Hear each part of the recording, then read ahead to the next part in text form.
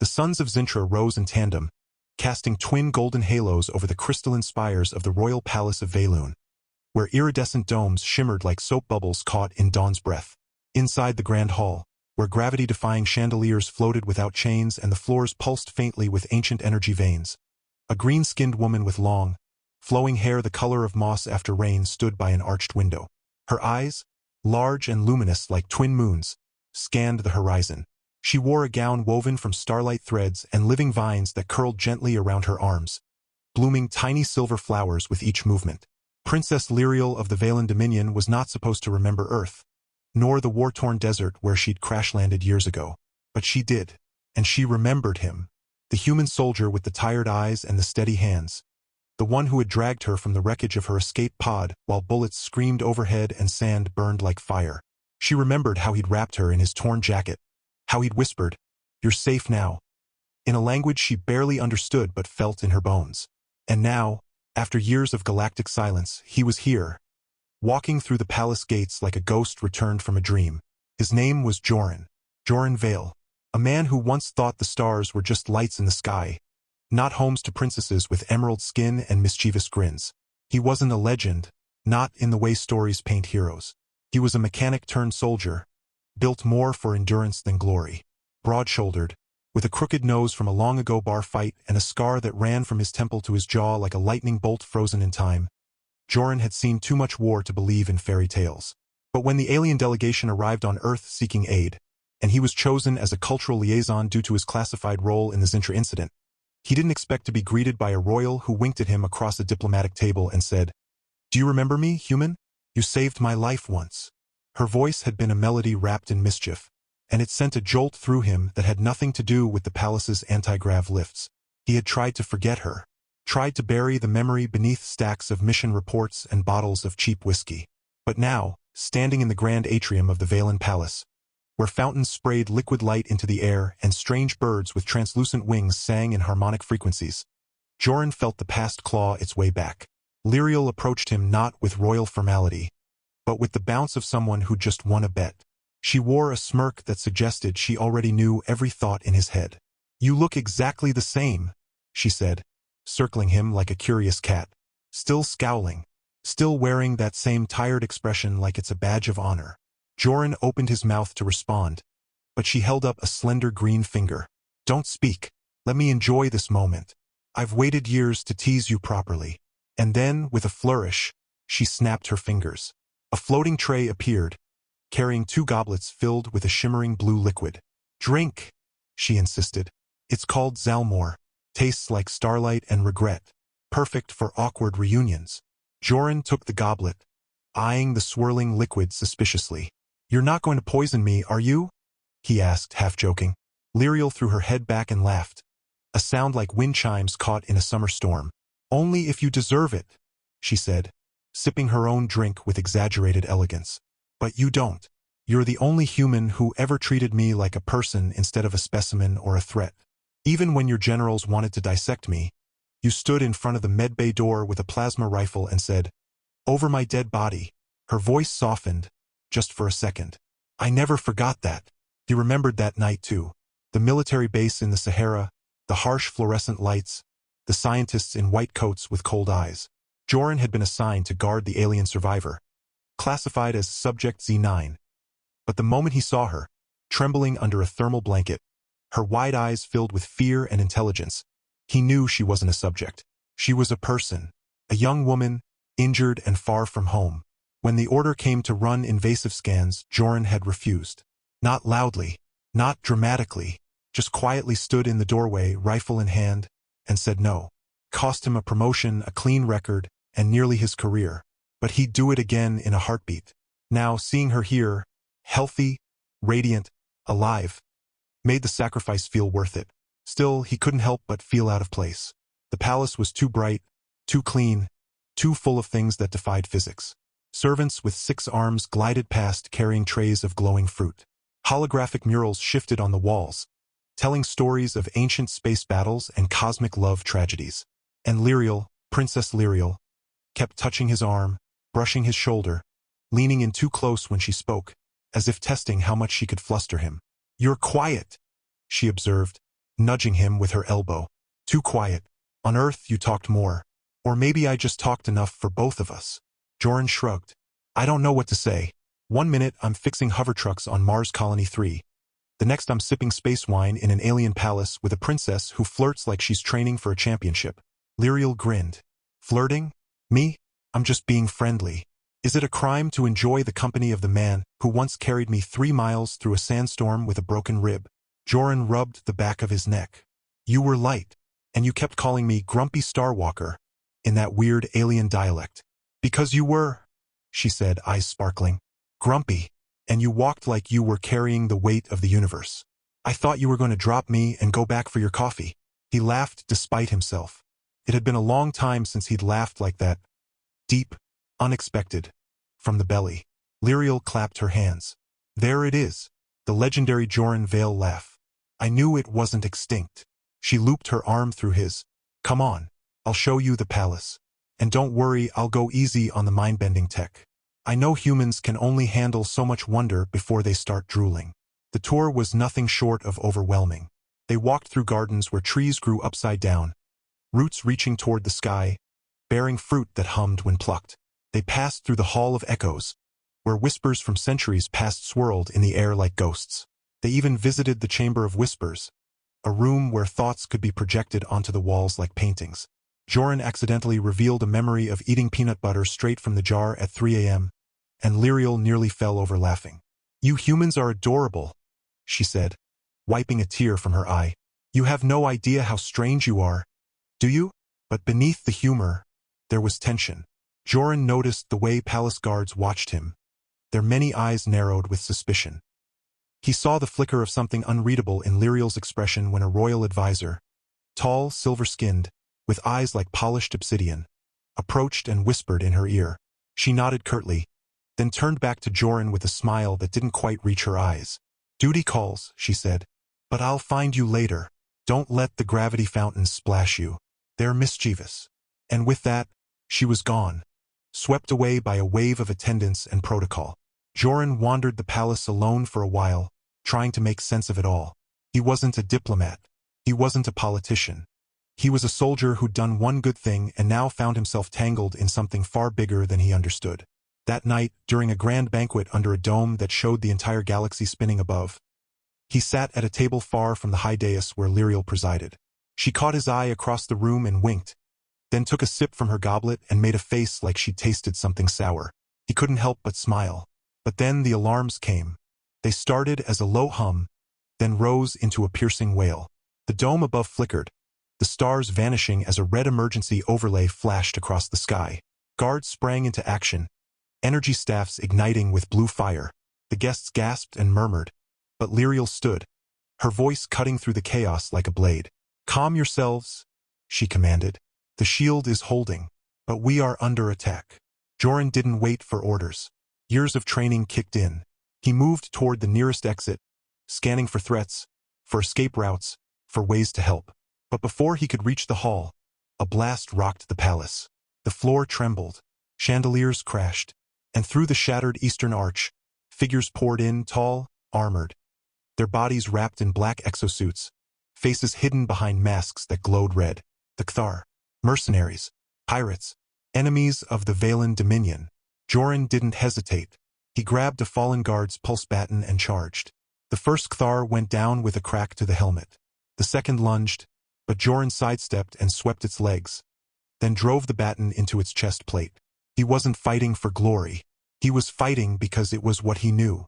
Because somewhere in the chaos, he knew Lyriel was in danger. And because, despite everything, he still couldn't let harm come to her. He found her in the Chamber of Whispers, cornered by 3 Kthar soldiers. Her gown was torn at the shoulder, her hair wild, but her eyes burned with defiance. She held a small energy dagger in one hand, its blade flickering. You really should have stayed home, Joran Vale, she said without looking at him. This is no place for a grumpy Starwalker. He grinned, raising the baton. Yeah, well, someone's got to save your royal green behind. And then they fought, back to back, like they'd done it 1,000 times before. Joran moved with brutal efficiency, using the environment, flipping tables, using the whispering walls to disorient the attackers. Lyriel was a whirlwind of motion, her dagger slicing through armor, her voice chanting something in her native tongue that made the air crackle. When the last Cthar fell, they stood panting, surrounded by silence. Sparks rained from the ceiling. The chamber's walls pulsed with residual energy. Lyriel turned to him, her chest rising and falling rapidly. "You came back," she said, voice barely above a whisper. "I didn't know if you would." Joran wiped blood from his lip. "You think I'd let a bunch of space thugs crash your party without an invite?" She laughed, but then her expression turned serious. "They weren't here for the palace. They were here for me. There's a bounty on my head. My father's enemies. They think if they take me, they can force a surrender." Joran frowned. "Then you shouldn't be here. You should be somewhere safe." Lyriel stepped closer, so close he could see the flecks of gold in her green eyes. "And where would that be, Joran? Hidden in a bunker? Running forever?" "I'm not running, and I'm not letting fear decide my fate."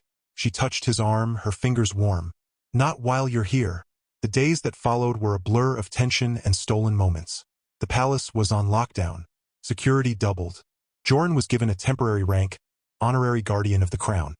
A title that made him roll his eyes but earned him access to restricted areas. He trained with the royal guard, learning their weapons, their tactics. He also learned more about Lyriel. She wasn't just a princess. She was a scholar, fluent in 12 languages, an expert in quantum mechanics and ancient Valen poetry. She could pilot a starship blindfolded and had once outsmarted a galactic warlord in a game of cosmic chess. And yet, she still giggled when he told Earth jokes. "Why don't aliens ever get lost?" he'd asked once. "Because they always follow the star maps." She groaned, then laughed so hard she snorted. "That was terrible," she said, wiping her eyes. "Do it again." But the peace was fragile. The Cthar attacked again, this time from the sky. A fleet of jagged black ships descended on the capital city, bombarding the outer districts. Joran and Lyriel led a counterstrike from the royal hangar, boarding a sleek, silver interceptor called the Star Blossom. She piloted. He manned the turrets. "You sure you know how to fly this thing?" he shouted over the roar of engines. "Of course," she called back. "I built it." And then she pulled a maneuver that sent them spinning through an asteroid belt, dodging fire and debris like they were dancing. Joran fired pulse after pulse, taking down 2 enemy fighters. When they emerged victorious, Lyriel hooped and did a barrel roll just for fun. "Told you I knew what I was doing." Joran, pale and gripping the seat, muttered, "Next time, warn me before you try to turn my stomach inside out." Back at the palace, they were hailed as heroes. But Joran saw the worry in Lyriel's eyes. The attacks were escalating. The bounty hunters were just the beginning. There were whispers of a larger conspiracy, of traitors within the royal court, of a shadow faction known as the Void Covenant that sought to dismantle the Dominion from within. And then came the message, delivered by a dying courier drone, its final transmission a distorted voice. "The eclipse is coming. The throne will fall, and the Green Princess will kneel." Lyriel played it once, then destroyed the device with a single pulse blast. "They want me afraid," she said. "They want me to hide. But I won't." Joran looked at her, really looked, at the way her jaw clenched, the way her fingers trembled just slightly before she stilled them. "Then we fight," he said simply. "Together." She turned to him, her expression unreadable. "You don't have to do this, Joran. You're not one of us. You could go home. Live your life." He stepped forward, close enough to see the faint freckles of light that dotted her cheeks like stardust. "I am home," he said. "Right here. With you." For the first time, Lyriel looked uncertain, vulnerable. She reached up, her green fingers brushing his scar. "You don't know what you're saying," she whispered. "My world is dangerous. My enemies are ruthless. And I don't know how to not be a target." Joran covered her hand with his. "Then I'll be the shield. Always." The night before the predicted eclipse, a rare cosmic alignment that the prophecy claimed would mark the fall of the throne, they stood on the palace observatory, watching the twin moons rise. The air was still. The city below glowed like a sea of fireflies. Lyriel leaned against the railing, her hair catching the moonlight. "Do you ever wonder," she began, "what would have happened if you hadn't found me that day? If you'd left me in the sand?" Joran shook his head. "I don't wonder, because I did find you, and that's all that matters." She smiled, but it was sad. "You say that like it was fate, but maybe it was just luck. A random moment in time." "Maybe," he said, But lucky moments are the ones that change everything. She turned to him, her eyes searching his. Joran Vale, what if I told you I've thought about you every day since? That I kept your old Earth dog tags in my locket? That I learned your language just to hear your voice in my head? He stared at her, heart pounding. Then I'd say, I've done the same. And before he could stop himself, he kissed her. It was soft at first, tentative, then deeper, full of years of silence and longing. When they pulled apart, Lyriel rested her forehead against his. You're ridiculous, she whispered, and brave, and so annoyingly honorable. He grinned. And you're impossible, and reckless, and the most beautiful thing I've ever seen. She laughed, a sound like music in the dark. But the peace didn't last. As the first light of the eclipse touched the palace spires, the ground shook. Not from bombs, from something deeper, ancient, the palace's core. A living crystal that powered the entire dominion began to pulse erratically. Alarms screamed, the sky turned blood-red, and from the shadows of the lower vaults, figures emerged, cloaked, faceless, moving with unnatural grace. The Void Covenant had come, and they were not here to negotiate. Joran grabbed his weapon. Lyriel summoned her blade. Together, they ran toward the heart of the palace, toward the storm, toward the fight that would decide the fate of a galaxy. And as they charged into the darkness, one truth burned brighter than any star. Some bonds aren't made by blood or duty, but by courage, by memory, by a single moment in a desert so long ago, when a soldier with tired eyes saved a princess from the sand, and changed the universe without even knowing it. The heart of the palace pulsed like a dying star, its crystalline core flickering between radiant blue and a sickly crimson as the Void Covenant's corruption spread through its veins. The air crackled with unstable energy, and the walls groaned as if the very structure of Velun was resisting an unseen force. Joran gripped his pulse rifle tighter, his boots skidding on the slick, shifting floor as he and Lyriel sprinted through the descending chaos. Alarms wailed in a language older than time, and the once gleaming halls now twisted unnaturally, corridors folding into themselves like a nightmare given form. Lyriel moved with a grace that defied the danger, her green hair flowing behind her like a banner of defiance. She glanced back at Joran, eyes wide with urgency. They're not just attacking the palace, she shouted over the rising hum of collapsing gravity fields. They're trying to rewrite it. The core is sentient. It remembers every ruler, every war, every love and betrayal. If they corrupt it, they'll erase our history, our souls. Joran didn't understand half of what she said, but he understood the fear in her voice. He understood that if the core fell, so would she. They reached the inner sanctum, a vast, cathedral-like chamber where the living crystal rose from the floor like a tree of light, its branches reaching toward the dome above. In its center stood 3 figures in obsidian robes, their faces hidden beneath hoods that absorbed light rather than reflected it. They chanted in a guttural tongue that made Joran's bones ache. Tendrils of dark energy snaked from their hands into the crystal, poisoning it drop by drop. Lyriel didn't hesitate. She leapt forward, her energy dagger blazing with emerald fire. One of the robed figures turned, and Joran felt something beneath the hood. Not a face, but a swirling void, a hole in reality. He fired, the pulse blast striking the creature's chest, but it didn't fall. It rippled, like water disturbed by a stone. They're not alive, Joran yelled. They're made of dark matter. Lyriel danced between them, striking fast and precise, each blow disrupting the chant. But for every step forward, the corruption spread. The crystal dimmed. And then, one of the void beings lashed out with a whip of pure shadow, striking Lyriel across the chest. She cried out, thrown backward, her body slamming into the wall with a sickening crack. Lyriel! Joran roared, rushing to her side. She was breathing, but barely, her skin paler than he'd ever seen it, the usual glow of her veins fading. Her hand trembled as she reached for his. Joran, you have to stop them. The core, it needs a memory. Pure one. A bond. It has to remember what it means to live. He shook his head. I'm not letting you die. Not like this. She smiled weakly. Then don't let me. But you have to act. Now. He looked at the crystal, then back at her. And he understood. Joran placed his hands on the base of the living core, closing his eyes. He didn't know Valen rituals.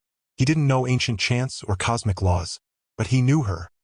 He remembered the first time he saw her, broken, bleeding, but still defiant in that desert bunker. He remembered the way she'd whispered his name like it was sacred. He remembered her laughter, her stubbornness, the way she'd touched his scar and said, "This is where your strength lives." He remembered the kiss on the observatory under the twin moons. He poured every memory into his touch, every emotion, every unspoken word. And the crystal responded. Light erupted from the core, a wave of pure energy that swept through the chamber like a storm. The void beings shrieked. A sound that wasn't sound at all, but a tearing of the mind, and dissolved into nothingness. The corruption receded, the crystal pulsing once, twice, then stabilizing into a steady, warm glow. The palace stopped shaking. The alarms fell silent. Joran collapsed to his knees, exhausted. Lyriel crawled to him, her strength returning as the core's light bathed them both. She wrapped her arms around him, burying her face in his shoulder. "You did it," she whispered. "You saved us." He held her tightly. "We saved each other." But peace, it seemed, was a fragile thing. Days passed. The palace was repaired. The people celebrated. Joran was hailed as a savior, offered titles, lands, even a seat on the royal council. But he turned them all down. All he wanted was to stay by Lyriel's side. And for a while it seemed possible. They walked the gardens at dawn. They shared meals in quiet towers. They laughed. They argued. They fell deeper in love with every passing hour. Joran even started learning the Valen language, mangling the syllables so badly that Lyriel would collapse into giggles. "You sound like a dying space toad," she'd say, wiping tears from her eyes. "But I love it." Then came the letter, delivered by a silver moth-like drone that dissolved into dust after releasing its message. The note was written in elegant Valen script. Lyriel read it once, then went completely still. Her face, usually so expressive, became a mask. "What is it?" Joran asked. She didn't answer at first. Then softly, "My mother is alive." Joran stared. "But I thought she died in the coup. Years ago." Lyriel shook her head. "That's what we were told. What I believed. But she was taken. Hidden. And now, she's asking for me. Only me. No guards. No soldiers. Just me." Joran's stomach dropped. "This has to be a trap." She looked at him, her eyes glistening. "Maybe. But if there's even a chance she's alive, I have to go." He wanted to stop her. Wanted to chain her to the palace if he had to. But he saw the daughter in her. The child who had lost her mother and never stopped grieving. So he did the only thing he could. "Then I'm coming with you." She shook her head. "The message said alone." "Then I'll follow at a distance," he said firmly. "You're not losing me again." They traveled in secret, using a small, cloaked scout ship Joran barely knew how to pilot. Lyriel guided him through the silent void between stars, her fingers brushing his as she adjusted the navigation. "You know," she said, half smiling, "for someone who once thought warp drives were sci-fi, you're doing pretty well." He grunted.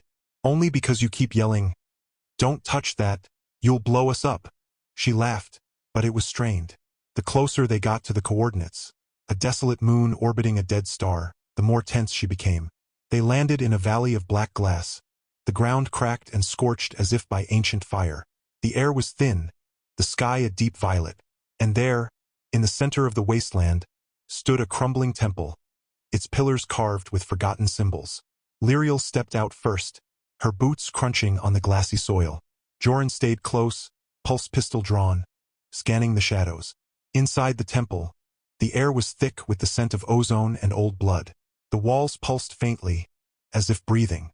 And then, from the darkness, a figure emerged. She was tall, regal.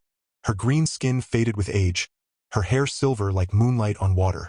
She wore tattered royal robes, but carried herself like a queen. Lyriel gasped. "Mother!" The woman smiled. A beautiful, heartbreaking smile. "My daughter, you've grown so strong." Lyriel ran to her, tears streaming down her face, and they embraced. Joran lowered his weapon, relief flooding through him. Maybe, just maybe, this was real. But then the woman turned her eyes to him, and they weren't green. They were black, empty. Lyriel froze. "Mother, your eyes."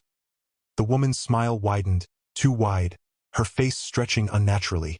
"I'm not your mother, little princess," she said, her voice shifting, deepening, becoming something else. "I'm what's left of her, what the Void Covenant made of her." The temple shook. The walls split open, revealing dozens of the void beings, their forms writhing like smoke. The woman, no, the thing, stepped back, her body dissolving into shadow. You came, it hissed, just as she did. And now you will join her. The core remembers pain too. And that is far more powerful than love. Joran didn't think. He grabbed Lyriel and ran. They barely made it to the ship before the temple exploded behind them, a wave of dark energy rippling across the moon. Lyriel sobbed in the co-pilot seat, her hands trembling. She's gone. She's really gone. Joran pulled her close. I'm sorry. I'm so sorry. But the betrayal didn't end there. When they returned to Velun, they found the palace in disarray. The royal guard was in chaos. And the silver-skinned advisor, Lyriel's trusted counselor, the one who had whispered in her ear during the first attack, was gone. So was the key to the core's secondary lock. And so was a data crystal containing the genetic codes of the royal bloodline. Lyriel stared at the empty vault, her face pale. He was never loyal, she whispered. He was one of them all along. Joran clenched his fists. Then we find him. We stop him. But Lyriel shook her head. It's worse than that. If they have the royal bloodline, they can clone me, create a puppet, take the throne without firing a shot. The realization hit Joran like a meteor. The attacks, the traps, the false mother, it wasn't just about destruction. It was about replacement. They had no time, no allies they could fully trust. The galaxy was vast, and the enemy was everywhere.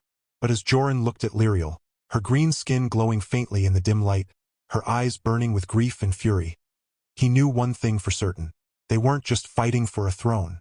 They were fighting for her soul. And he would burn every star in the sky to keep it safe. The days that followed were a blur of silent planning, stolen moments, and the quiet weight of love pressed between the cracks of war. Joran and Lyriel didn't speak much as they prepared, packing supplies, encrypting old data logs, and disabling the palace's vulnerable systems. But in the silence, their hands found each other. In the dark, their breaths mingled like promises. They didn't need words. They had already said everything in the way she leaned her head on his shoulder after nightmares, and in the way he always placed her favorite fruit, lumberries that pulsed with soft light, on her plate every morning without being asked. They tracked the traitorous advisor, Vorin, to the ruins of Zalthra, a dead moon on the edge of the galaxy where ancient signal towers still whispered across the void. It was there, in the skeletal remains of a forgotten observatory, that they found him, surrounded by cloning vats, each one carrying a half-formed version of Lyriel, her face frozen in silent agony. The air reeked of synthetic flesh and corrupted bioenergy. Vorin stood at the center, his silver skin now marred with dark veins, his eyes hollow with ambition. You were never worthy of the throne, he hissed.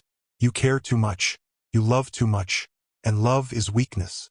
Joran stepped forward, pulse rifle raised. No, he said, voice steady. Love is power, and you're about to see why. What followed wasn't a grand battle of fleets or a cosmic showdown. It was quiet, precise. Lyriel used her connection to the royal bloodline to disrupt the cloning matrix, sending a pulse of pure memory. Her mother's lullaby, her first flight on a sky darter. The day Joran saved her in the desert rippling through the system. The vats cracked. The false Lyriels dissolved into light. Vorin screamed as the machines turned on him, his own treachery consuming him in a storm of feedback and fire. And then silence. They stood together in the ruins, the last of the artificial storm fading into starlight. Lyriel turned to Joran, tears in her eyes. It's over, she whispered. He pulled her close. Yeah, it's over. But it wasn't the end. It was a beginning. Back on Velun, the people rejoiced. The throne was secure. The core sang with renewed light. And when Lyriel stood before the grand assembly of the Dominion, Joran at her side, she didn't speak of war or vengeance. She spoke of unity, of second chances, of a human who taught her that courage wasn't the absence of fear, but the choice to stand beside someone you love, even when the universe tries to tear you apart. And then she turned to him, took his hand and said, This man Joran Vale is not just my protector, he is my heart, and if the laws of Velun allow it, I would ask to make him my equal, my partner, my king. A hush fell over the hall. Then, slowly the assembly rose, not in protest but in honor. One by one they bowed. The wedding was held under the twin moons, in the same garden where the upside-down trees bore humming fruit. The palace glowed with bioluminescent vines, and the sky was painted with auroras that danced in time with the music. Joran wore a suit woven from earth silk and Valen star thread, simple but strong. Lyriel's gown was a living thing, vines blooming with silver flowers as she walked, her green hair braided with strands of light. They exchanged vows not in silence, but in laughter and truth. Joran promised to always make her laugh, even when the galaxy burned. Lyriel promised to never stop teasing him, and to always save him the last lumbery. When they kissed, the core pulsed once, gently, like a heartbeat in harmony. Years passed. The Dominion flourished. Peace spread like roots through cracked soil. Joran and Lyriel ruled not from a distance, but among their people, walking the markets, visiting schools, even opening a joint academy for human-alien cooperation on Earth. They called it the Veil Institute, and its symbol was a human hand and a green-skinned one clasped together beneath two stars. And in a quiet wing of the palace, laughter echoed down the halls. Their children, twins, a boy and a girl, were unlike any before. Their skin held the soft green hue of their mother, but their eyes were the warm brown of Earth soil. Their daughter, Nara, had Joran's stubborn chin and Lyriel's mischievous grin. Their son, Kalen, could already float small objects with his mind, a rare blend of human resilience and Valen heritage. They grew up hearing stories of sandstorms and starships, of a soldier who saved a princess, of a love that defied galaxies. And every night, before bed, Joran would sit by their beds and say the same thing. "Do you remember me?" And they'd giggle and shout, "Yes, Dad, you're the grumpy star walker." Lyriel would roll her eyes and whisper, "He's so dramatic." But then she'd kiss him, slow and sweet, and the universe would feel right. They never stopped walking the gardens at dawn. Never stopped arguing over who piloted better. Never stopped laughing at terrible Earth jokes. And on the anniversary of their first meeting, they returned to the desert on Earth, now a memorial park with a statue of a soldier and a princess standing side by side. Joran would stand there, hand in hand with Lyriel, and smile. "Do you remember me, human?" She'd whisper, just like the first time. And he'd pull her close and say, "Every single day." And so, beneath skies of every color, across worlds and stars, their story lived, not as legend, but as truth. A tale of courage, of love that crossed species and silence, of a green-skinned princess and a grumpy human soldier who proved that even in the vast, cold dark of space, home was not a place. It was a person, and they found each other.